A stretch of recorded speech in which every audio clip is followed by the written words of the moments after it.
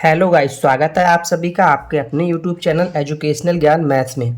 तो कल हमारा सीटेट का एग्ज़ाम कंप्लीट हो गया था। उसका आज मैं आपके लिए मैथ पोर्शन का आंसर की कराऊंगा और मैं जो भी आंसर बताऊंगा बहुत ही सटीक आंसर होंगे। तो चलिए देखते हैं इसके आंसर आज के। पहला जो क्वेश्चन आया था हमारा 31, इसमें इसने बोला था 12,000, 1,300 और 2 10 बार कितना हुआ। तो इस टाइप के मैंने कई क्वेश्चन आपके लिए कराए थे।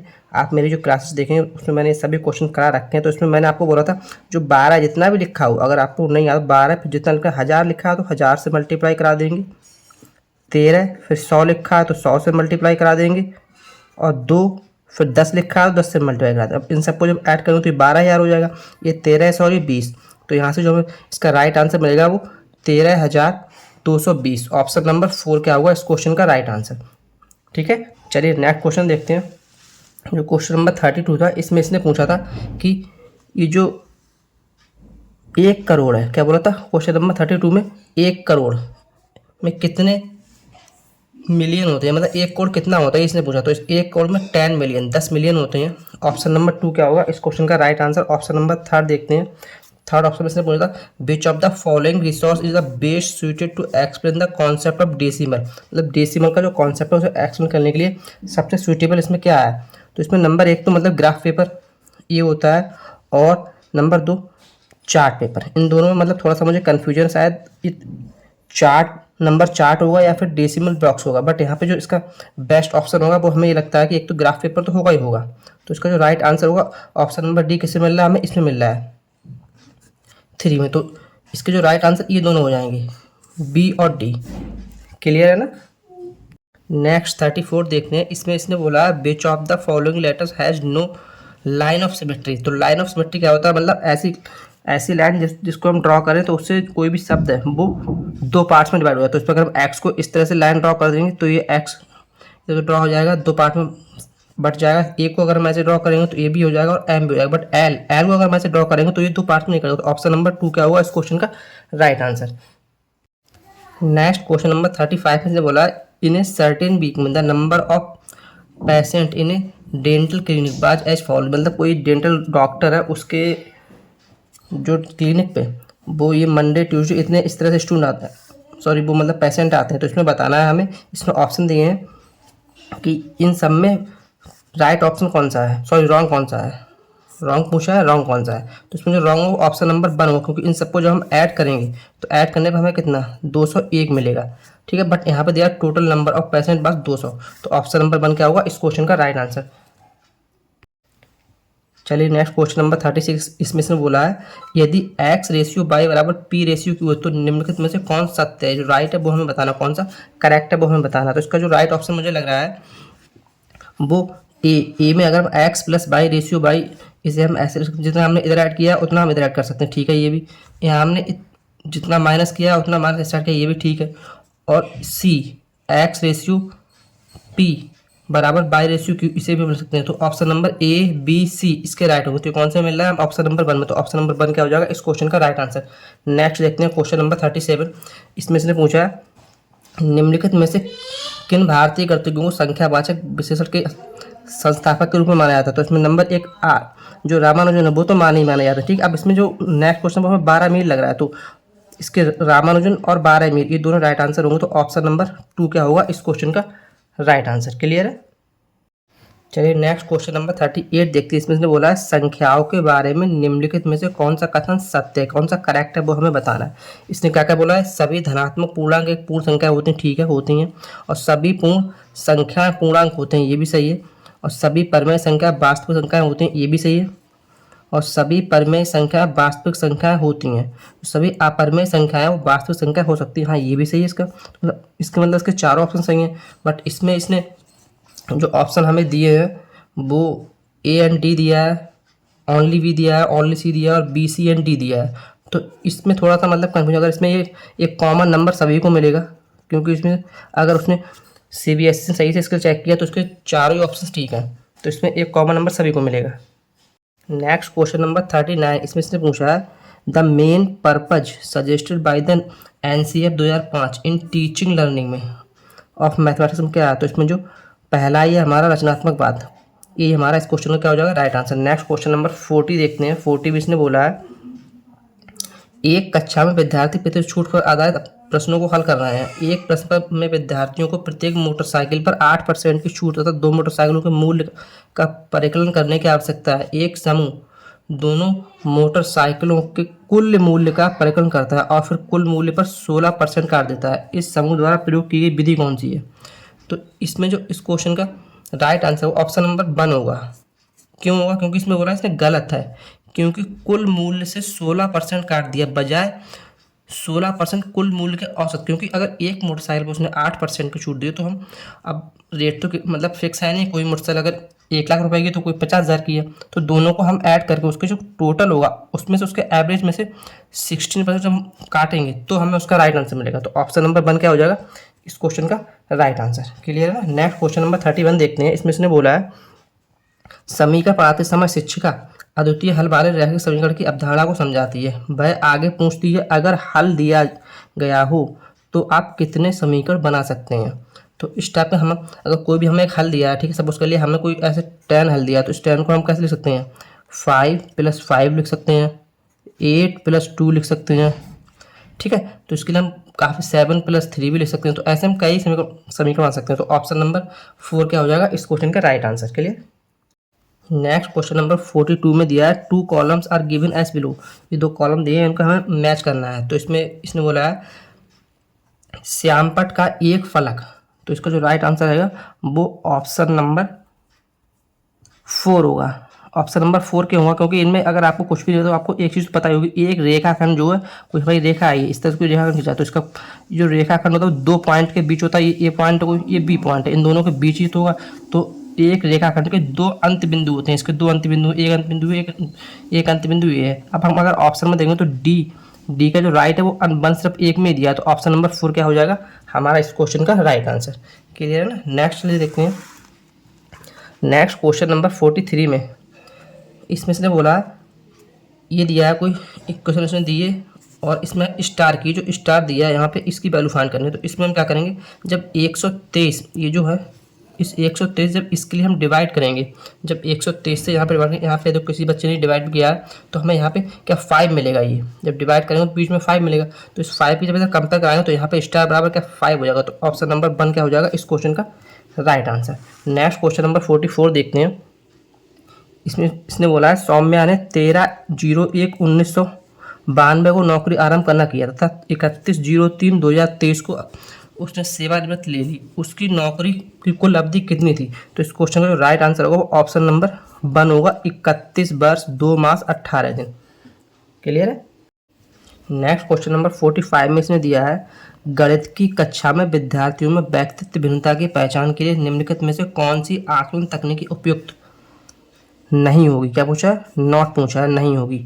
तो इसमें इसका जो राइट आंसर है वो नैदानिक जो डायग्नोस्टिक है वो इसका राइट आंसर होगा, क्योंकि नैदानिक ही ऐसी उसके लिए उपयुक्त नहीं होगी। तो ऑप्शन नंबर 4 क्या होगा इस क्वेश्चन का राइट आंसर। नेक्स्ट हम देखते हैं क्वेश्चन नंबर 46। इसमें से बोला कक्षा सेकंड के अधिगमकर्ताओं के लिए आधारभूत संक्रियाओं में अभिकलन के लिए निम्नलिखित में से कौन से सही हैं, ये हमें बताने हैं।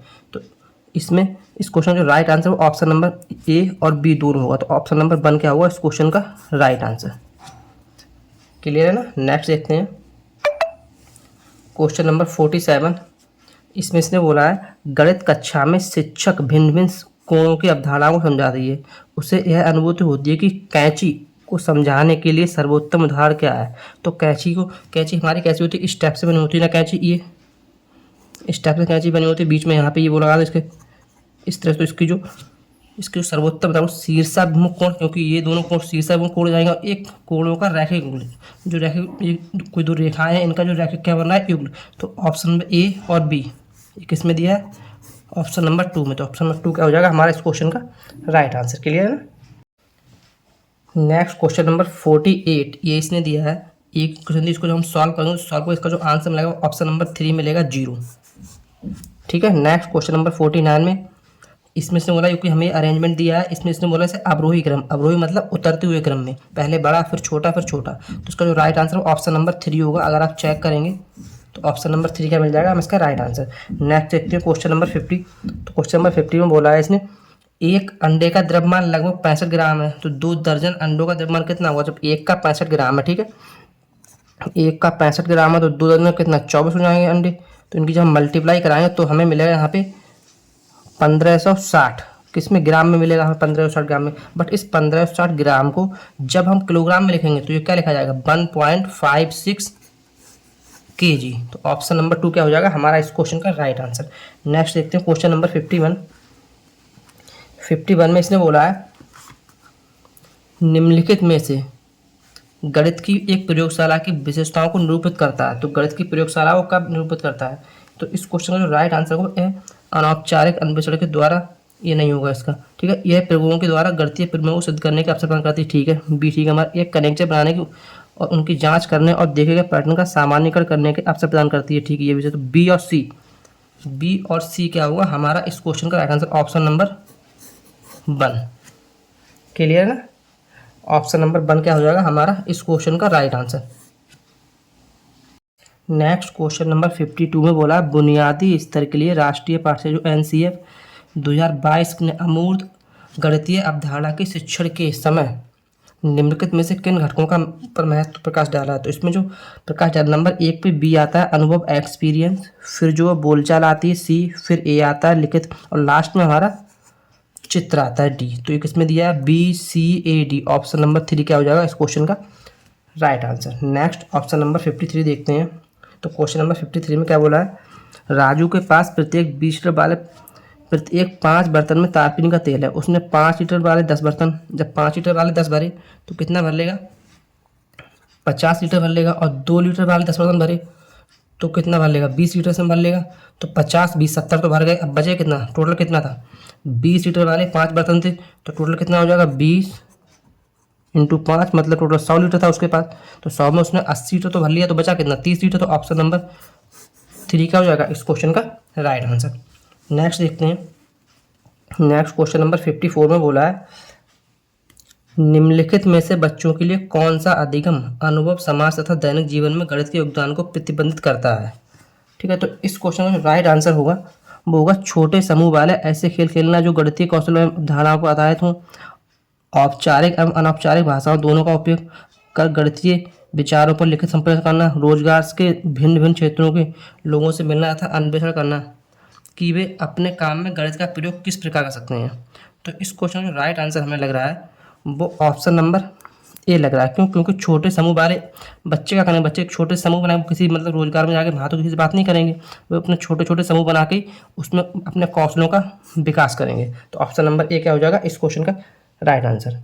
नेक्स्ट अगर क्वेश्चन नंबर 55 देखते हैं तो इसमें बोला है 22 मतलब 22 हेक्टोमीटर और 10 डेकोमीटर में किसके इक्वल है। तो ये जो है इक्वल होंगे वो 2280, जो 2280 हमारा ऑप्शन नंबर 4 इसके इक्वल होंगे।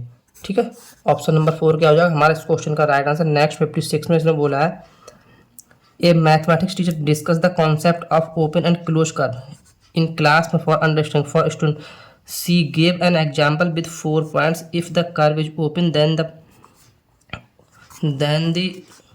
नेचर ऑफ द 4 पॉइंट्स क्या होगा, ये इसने पूछा। तो इसने ऑप्शन 3 हमें 4 ऑप्शन दिए हैं, 3 of them must be non collinear. तो इसका जो राइट आंसर मुझे लग रहा है क्योंकि इसने बोला ओपन एंडेड, तो ओपन एंडेड में इसका जो राइट आंसर मुझे ऑप्शन नंबर 1 लगा कि कम से कम 3 तो इसमें जो है नॉन कोलिनियर होंगे, क्योंकि अगर कोलिनियर होंगे तो वो डायरेक्ट हो जाएगा। अगर हमें कर्व बनाना है तो इनमें से कम से कम 3 तो नॉन कोलिनियर होना चाहिए। तो मैं इसके साथ जाऊँगा, बट इसका क्या राइट आंसर है वो तो हमें आंसर के मालूम पड़ेगा, बट ऑप्शन नंबर 1 मुझे इसका लगा सही।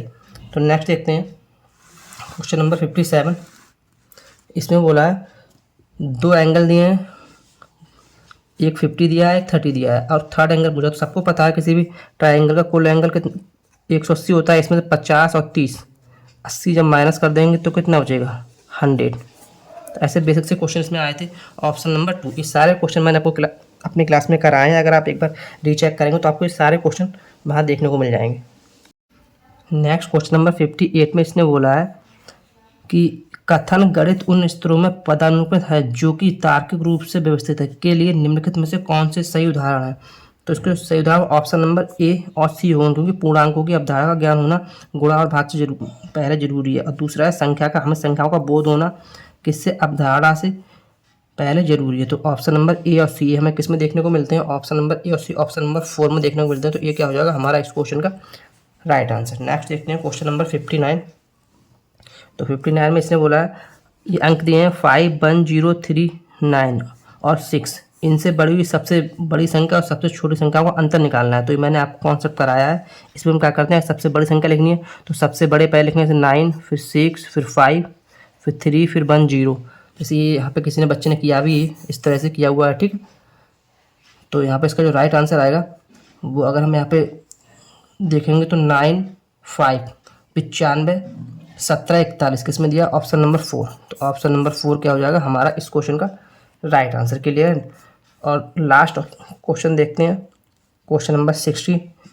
तो इसमें इसने बोला था मिसिंग नंबर हमें निकालना है। तो यहाँ पे 43, फिर 47, फिर 53, फिर 59। तो यहाँ पे अगर आप सीक्वेंस भी बनाए हो तो कोई सीक्वेंस तो बन नहीं रहा है। फिर अगर हम देखते हैं तो ये सारे ऑड नंबर हैं, ये भी ऑड है, ये भी ऑड है। तो इन सब में ये 4 ऑप्शन दिए हैं, 65, 61, 30, 60 और 63। इनमें ऑड नंबर कौन सा है, 60। तो ऑप्शन नंबर 2 क्या हो जाएगा इस क्वेश्चन का राइट आंसर। क्लियर है। तो आज के लिए इतना ही, मिलते हैं कल एक और शानदार क्लास के साथ। थैंक्स।